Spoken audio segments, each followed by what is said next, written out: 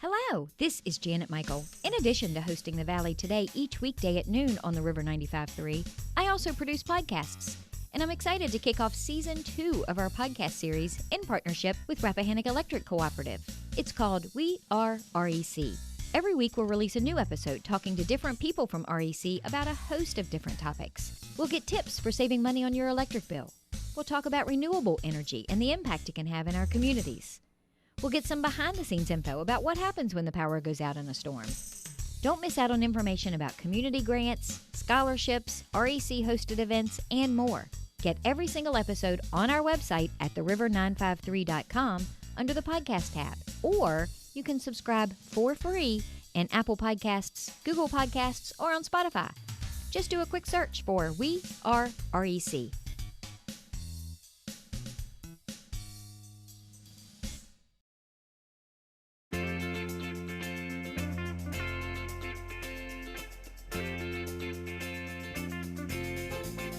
Hello and welcome to The Valley Today. I am your host, Janet Michael. We are pre-recording today's conversation on a Monday morning as you're listening to Tourism Tuesday. We are chatting today via Zoom with Dennis Lynch. He is the Executive Director of the Shenandoah Valley Music Festival. And Dennis, I think of all of my guests that I have talked to over the last 7 months, you probably are the one that has done more backflips and turnarounds and twisty turns to make sure that your season and your schedule can stay as normal as possible. How are you holding up? You know, I had black hair when this summer started. Now, anybody who knows me knows that's a lie. But I tell you, there's an old curse. May you live in interesting times. I'm feeling that bad. These times have been nothing if not interesting. Well, let's back up a second because normally you are knee deep in the planning stages and you've already finalized a lot of the musicians that are going to be performing at the festival in March.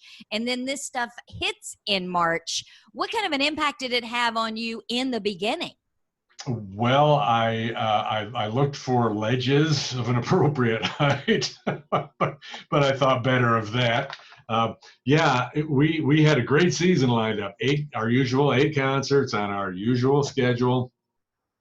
4 in July, weekend off. 1 in August, couple weekends off. Then Labor Day weekend. So in a normal year, we would be looking. Yeah, we would have. We'd be halfway through the season, and things would be, just great. Yeah, humming along, so to speak. But we had to change all that back in March when all this happened. First big thing it did was it delayed when we put tickets on sale. Tickets normally go on sale around April 1st, but we delayed it until the end of April because, well, if you remember at the beginning, we were kind of supposed to be out of this by mid-July or so. So then the end of April came and we just kind of kept pushing the on sale date for the tickets out, but by that time we had also started hearing from the performers saying we need to reschedule this for next year, and that's something everybody in the business has been going through. This has not been a pretty time to be an agent, trust me on that, because you don't make any money from rescheduled performances and you got to work twice as hard. So it was kind of like Agatha Christie's 10 Little Indians. The artists just kept falling one by one by one by one. Except in this case, we knew who was doing it. The virus was doing it. Fortunately, I believe all of the performers we've had signed have stayed healthy and stayed ready, willing, and able to come back next year. So. Most of my work for 2021 is done, but what that meant was we had to just go we had to just go nuts, continually pushing the date. When it became clear that based on the progress we were making against the virus and based on the governor's regulations, it became clear that mid-July was not going to be a tenable starting time. So we had to push that back, and I had kind of anticipated that with my first two replacement acts, were Marty Stewart and Eileen Ivers. I got another weekend from Trinemont that was mid-August. Would have been this coming up weekend, I think, as a matter of fact.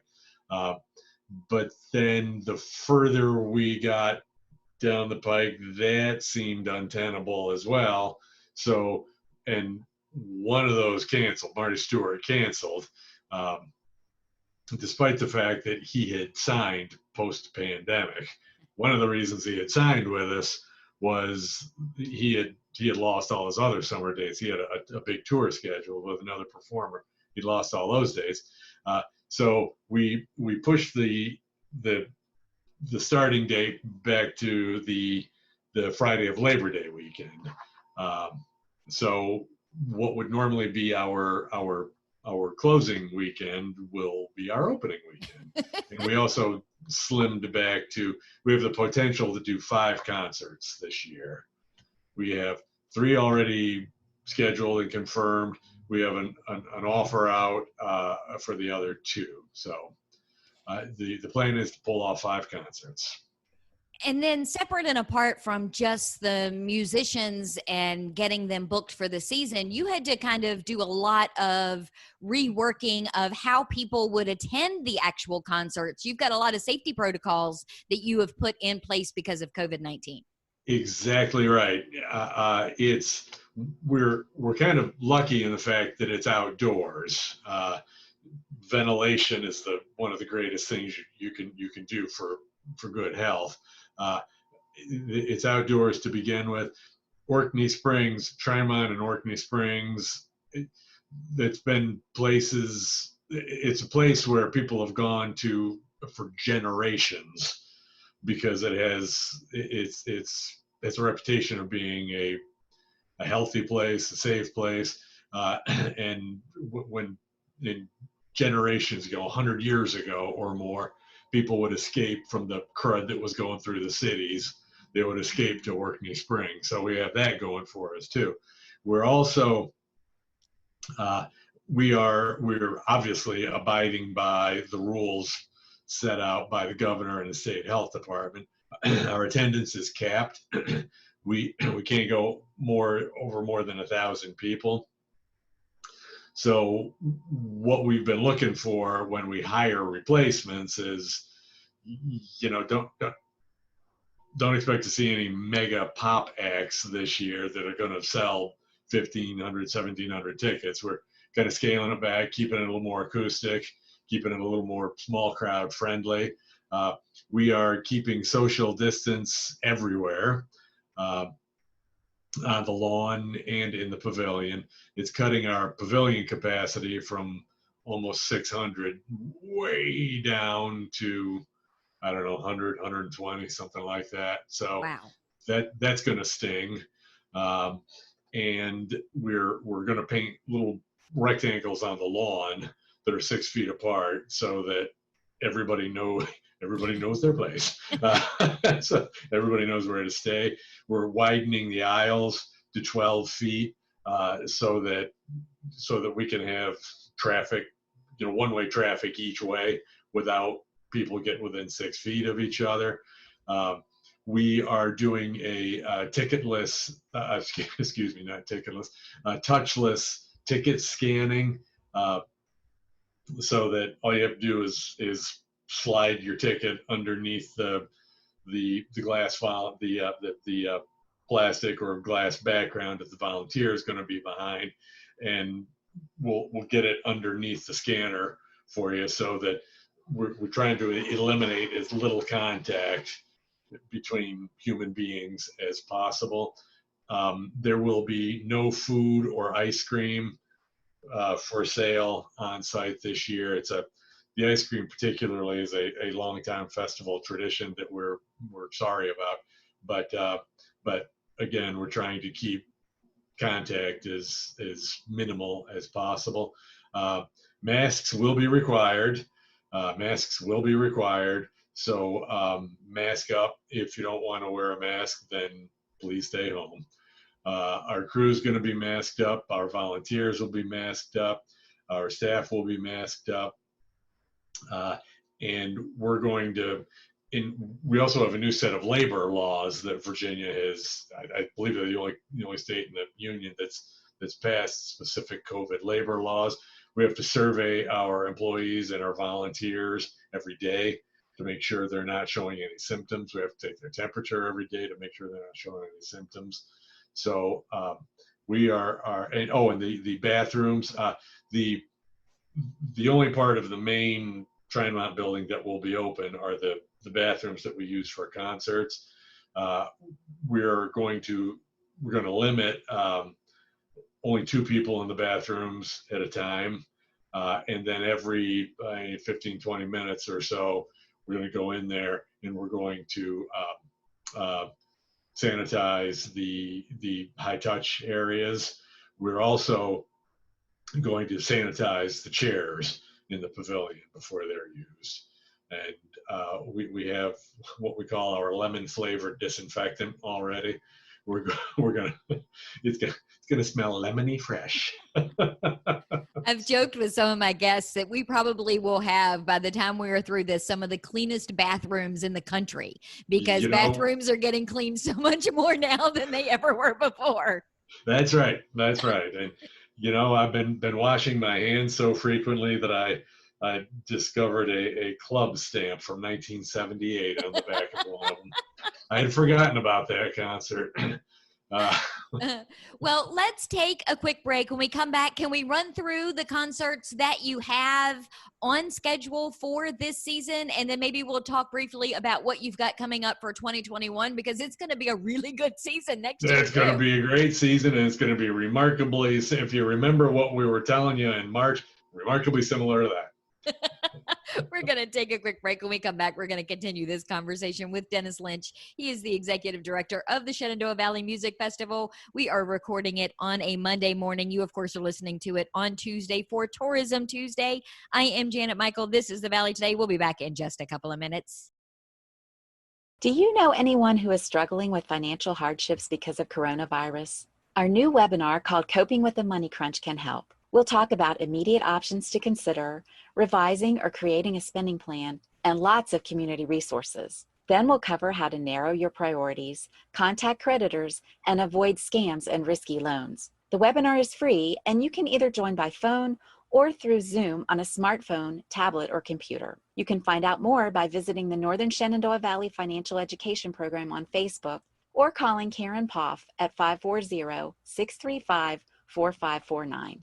Let me show you how to make your own plan or help someone you care about get through the crisis. Call 635-4549 or visit @NSV Financial Education on Facebook today.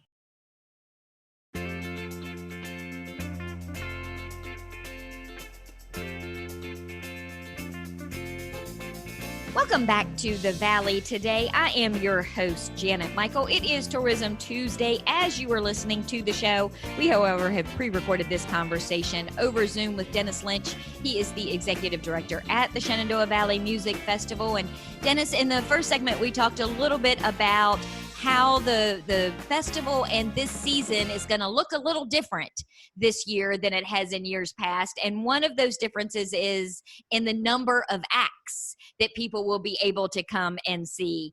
Tell me who you've got lined up for when. Well, we're working on 5 concerts this year in 2020.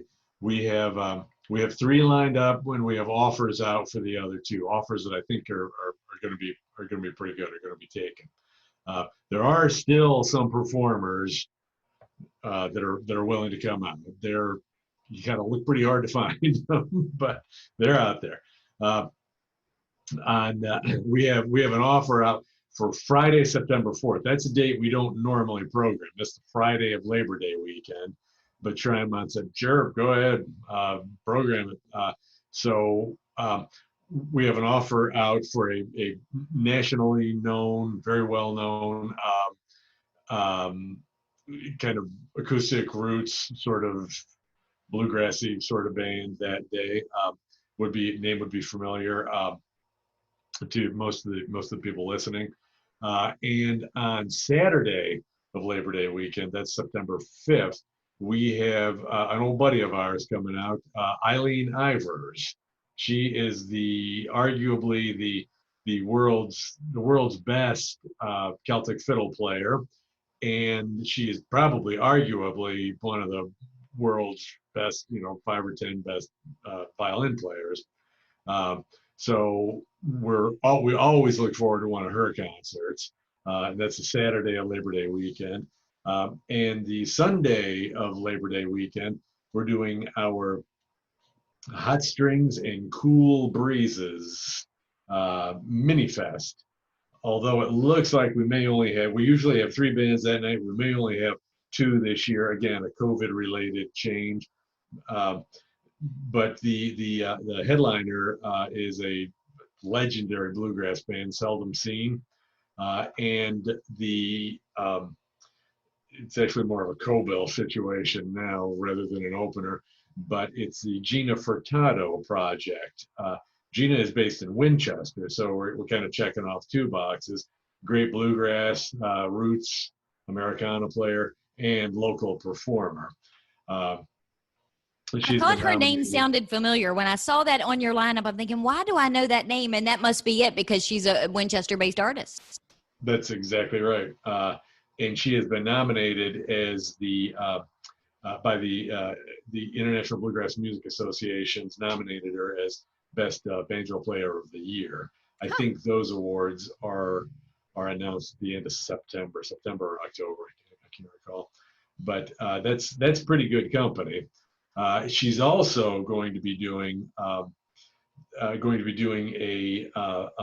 banjo workshop, kind of a lecture demonstration and a workshop that's going to be free. So we're likely going to have to cap the number of people that attend that, just because it's got to be outside for social distancing purposes, and weather is going to be a consideration, of course. But yeah, we started this last year with some help from the Shenandoah Community Foundation and the Shannon Family Fund. It is a donor-advised fund, and they have set it up to promote Appalachian string music. We started it last year, started the partnership with the foundation and the family fund last year. Sierra Hall came and did a mandolin workshop. Well, it was indoors, of course. This was pre-COVID. And gosh, we had 50 or 60 people there. They all brought their mandolins. And she spent like an hour and a half with them. And it was just a wonderful addition to our music education efforts. So we're looking forward to that too. That'll be around 4 o'clock. You can hear that I'm saying around, this offer, that we're pretty much making up things as we go this year. It's not what we're normally used to, but given the conditions, I think that the public will understand and sympathize with us. But the best place to find all this stuff out is through all of our website and through all of our various social medias. But we also have one thing we're trying this year. Necessity is the mother of invention, as they say. We have never programmed an outdoor concert past Labor Day weekend, but we are this year. Trymont has freed up a September weekend for us. It is the September 18th and 19th. We have an offer out on the 18th, but the 19th we were lucky enough to get the godfather of progressive bluegrass music, a gentleman named Sam Bush.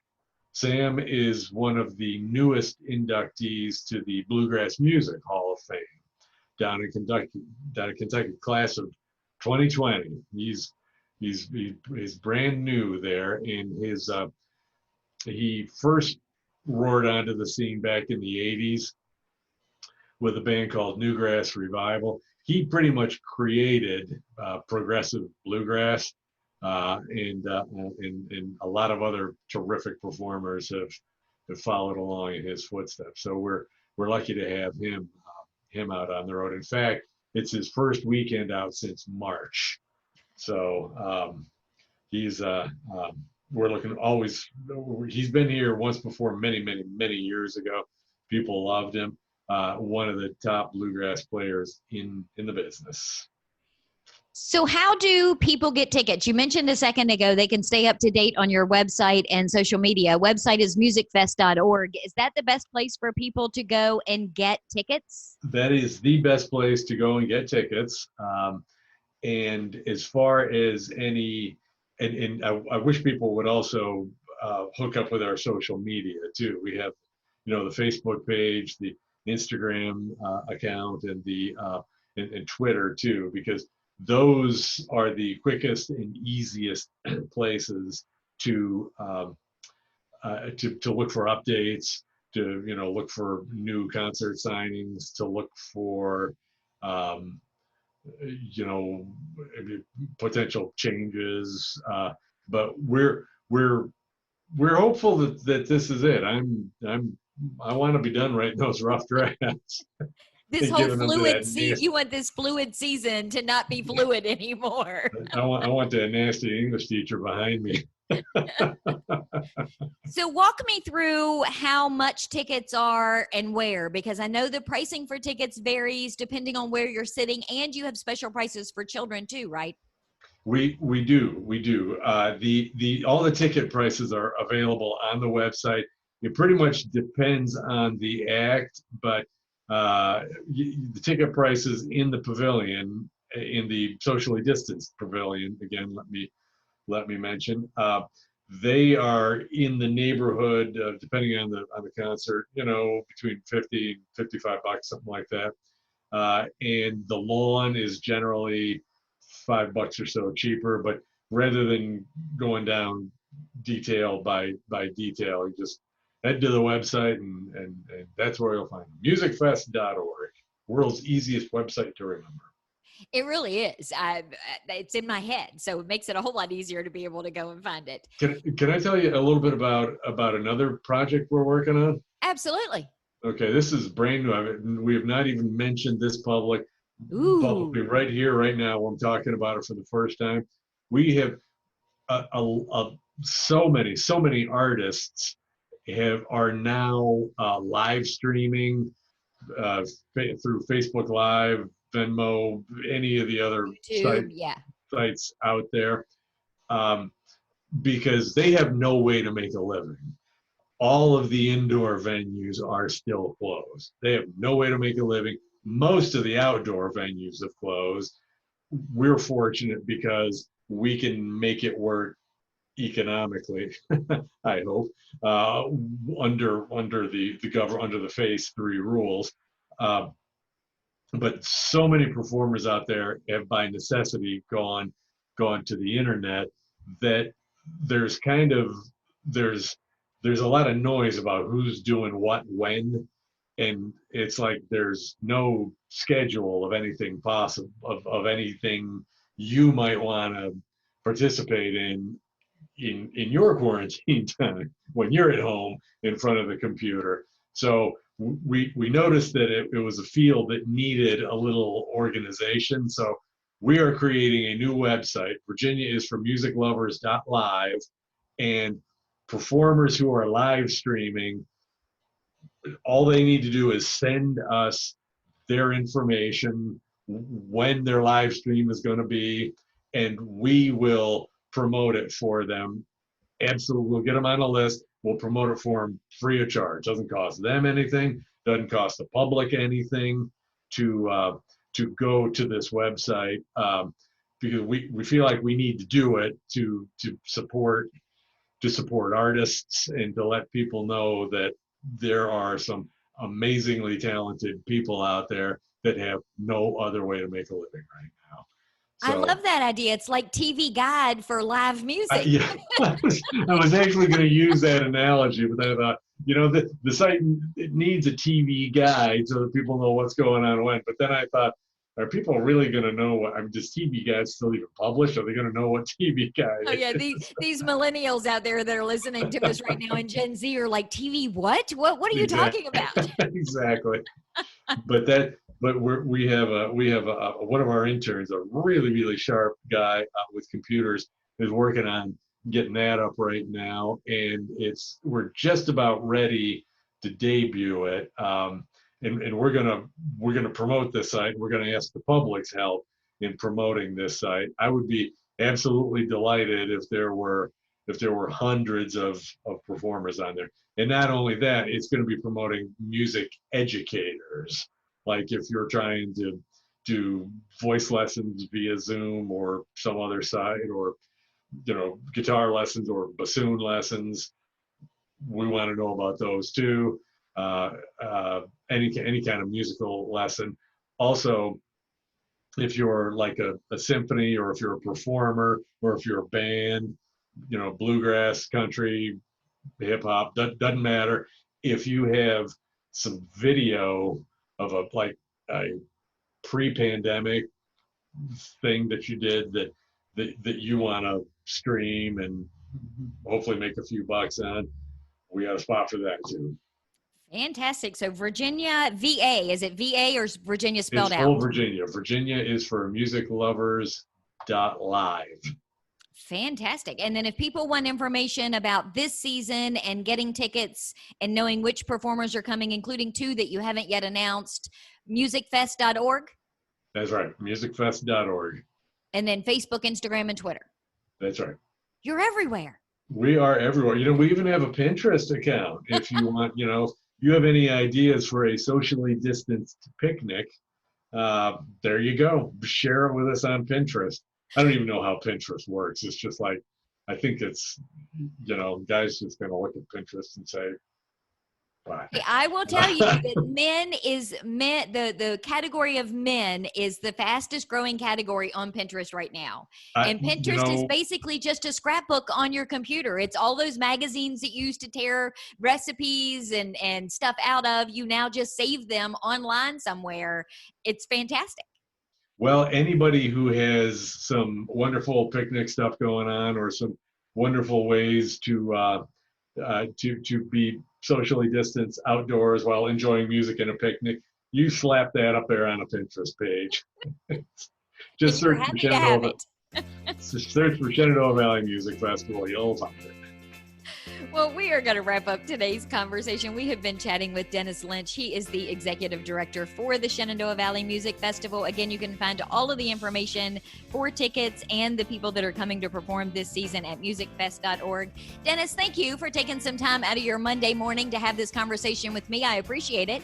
Well, I always appreciate talking with you, Janet. It's a lot of fun. And just remember, it's what I've been telling my staff all summer. We all have to think outside the box. All right. I know you like puns, don't you? I am totally going to get you to tell me after we're done recording who those potentials are, so that I can then promote them when they are not potentials and are booked. Does that work? I'm down with that. Fantastic. We'll be back tomorrow. I'll have a brand new episode of The Valley Today ready to go for you. Meet me back here just a few minutes after noon.